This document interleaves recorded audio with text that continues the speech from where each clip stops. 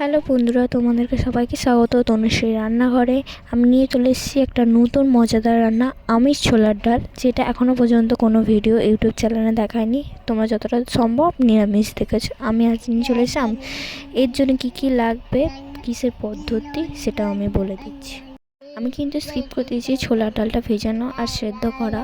তোমরা চাইলে ভিজিয়েও রাখতে পারো বা আগে ধুয়ে সেদ্ধ করে নিতে। তার জন্য কী লাগবে: ধনেপাতা কুচি, টমেটো কুচি, পেঁয়াজ কুচি, আদা রসুন টুকরো করে রাখা আছে।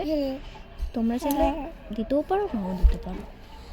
এই দেখো, আমি ছোলার ডাল আলুটা একসাথে সেদ্ধ করে নিয়েছি। দেখতেই পাচ্ছ, ভালোভাবে সেদ্ধ করে নিতে হবে, যেরকম দেখাচ্ছি। আলুটা আছে সেদ্ধ নিয়ে নিতে হবে। কড়াইটা গরম হয়ে গেলে কড়াইটা ভালো করে গরম করে নিতে হবে। কড়াটা গরম হতে একটু টাইম লাগে, কিন্তু এবার কড়াটা আমার গরম হয়ে এসেছে। এরপর আমি এতে তেল দেবো। পরিমাণ মতন আমি তেল দিয়ে দিলাম। এরপর আমি দেবো দুটো তেজপাতা, গোটা জিরে ফোড়ন দেবো। দিয়ে একটু ভাজা হয়ে যাবে। তারপরে দেখতে পাচ্ছি আমি একটু ভালো করে ভেজে নিয়েছি।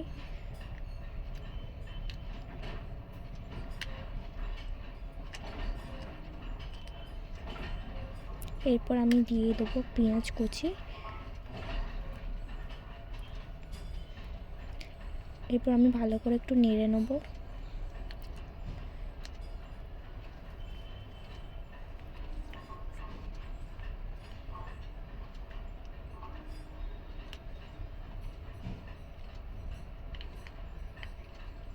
একটু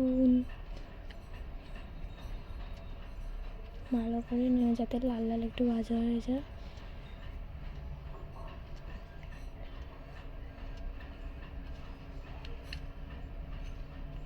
এতে আমি একটু সামান্য একটু নুন দিয়ে দেবো, যাতে লাল লাল ভাজা হয়ে যায়।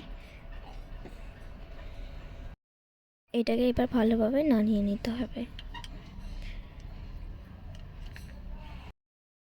এরপর আমি টমেটো কুচিয়ে দিয়ে দিলাম। দিয়ে দেওয়ার পর এবার আবার এটাকে ভালো করে কষিয়ে নেব ভালোভাবে। এরপর আমি একটা আদা রসুন কুচি দিয়ে দিয়েছি। ওরা তোমরা দেখতে পাবে, দিয়ে দিলাম আদা রসুন কুচি। এটাকে ভালোভাবে নাড়িয়ে কষিয়ে নিতে হবে, যাতে না এটা বোঝা যায়।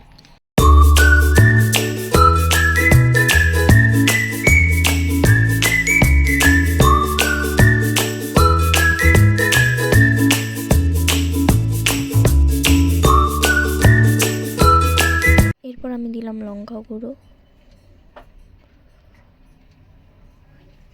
তারপরে এবার দেবো হলুদ গুঁড়ো। এরপর আমি এবার দেবো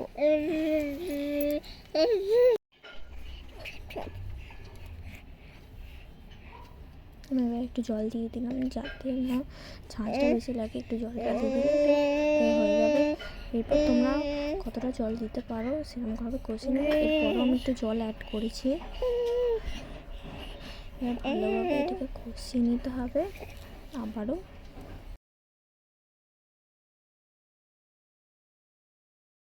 তোমরা দেখতেই পাচ্ছ আমার এটা ভালোভাবে মশলাটা রেডি হয়ে গেছে। এরপর আমি দিয়ে দেবো ছোলার ডালটা।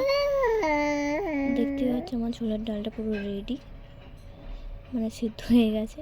এরপর এটা দিয়ে দেবো। দিয়ে ভালো করে এটাকে মিক্স করে নিতে হবে। তোমরা দেখে নাও, ভালো করে এটাকে মিক্স করে নিতে হবে।